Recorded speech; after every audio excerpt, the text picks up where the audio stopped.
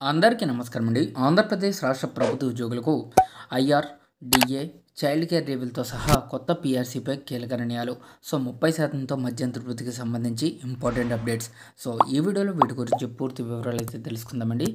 ఈ బెనిఫిట్స్ అన్నీ కూడా ఖచ్చితంగా ఉద్యోగ పెన్షనర్లకు ఇవ్వాలి అని భావించే ప్రతి ఒక్క ఉద్యోగి పెన్షనరు వీడియోను ఒక లైక్ చేసి మీ తోటి ఉద్యోగ మిత్రులకు వీడియోని అయితే షేర్ చేయండి. ఛానల్ని ఫస్ట్ టైం కనుక విజిట్ చేసినట్లయితే తప్పనిసరిగా సబ్స్క్రైబ్ చేసుకుని పక్కన ఉండే బెల్ సింబల్ని యాక్టివేట్ చేసుకోండి.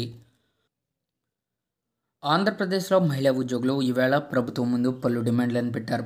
విజయవాడ ఏపీజేసీ అమరావతి మహిళా విభాగం ఆవిర్భావ దినోత్సవ వేడుకలు ఘనంగా జరిగాయి. అయితే ఈ కార్యక్రమంలో భాగంగా మహిళా ఉద్యోగులు పాల్గొన్నారు. ప్రభుత్వం ముందు కీలక డిమాండ్లను పెట్టారు.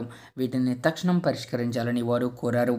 ఇందులో కేంద్ర ప్రభుత్వ ఉద్యోగులతో సమానంగా రాష్ట్ర ప్రభుత్వ ఉద్యోగులకు కూడా 2 years చైల్డ్ కేర్ లీవ్లు మంజూరు చేయాలని, కూటమి ప్రభుత్వం హామీ మేరకు తక్షణమే మధ్యంతర వృత్తిని ప్రకటించాలని, పెండింగ్లో ఉన్న డిఏలు మంజూరు చేయాలని వెంటనే కోరారు.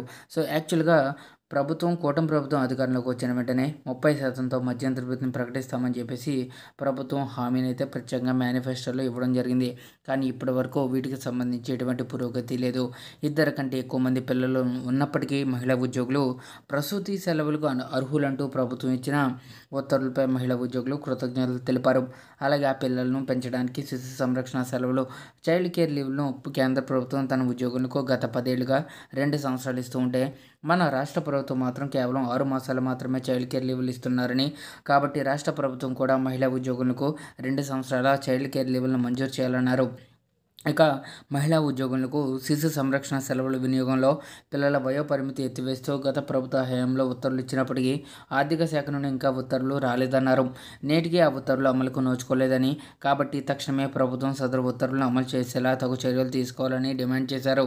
అలాగే శిశు సంరక్షణ సెలవులు 10 సెల్ఫ్స్లో మాత్రమే వాడుకోవాలనే షరతు పెట్టినందుకు 1 రోజు 2 రోజుల పిల్లల అవసరానికి సెలవు పెడితే త్వరగా 10 స్పెల్స్ అయిపోతున్నాయని, కనుక చైల్డ్ కేర్ లీవ్లో స్పెల్స్తో సంబంధం లేకుండా అవసరమైనప్పుడు మహిళా ఉద్యోగులను వాడుకునే వెసులుబాటు కల్పించాలని కోరారు.